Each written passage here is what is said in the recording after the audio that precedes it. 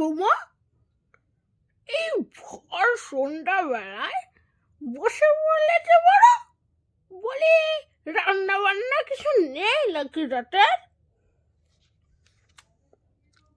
রাতের রান্না তো হয়ে গেছে মা।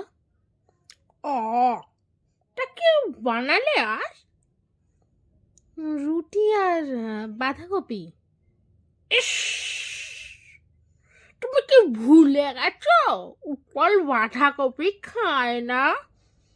যাও যাও, ওর জন্য কাঁচা লঙ্কা ধনে বাটা দিয়ে পাতলা করে আলুর তরকারি করো। আচ্ছা ঠিক আছে মা, খেতে তো দেরি আছে, করে দিচ্ছি একটু পরে। যাও, এখন তাহলে দুধটা জাল দাও, তোমার শ্বশুর রাতে রুটি দিয়ে খাবে। কিন্তু মা, দুধ তো চাল দেওয়া আছে।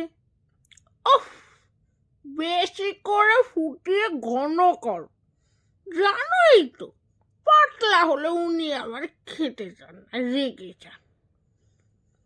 ঠিক আছে, যাচ্ছি। ও শোনো, ওনার দুধটা তুলে রেখে আমার জন্য একটু সুজি করে দিও তো। রাতে বাঁধাকপি খেলে আমার আবার গ্যাস হয়ে যায়। তাহলে মা, বাঁধাকপিটা কে খাবে?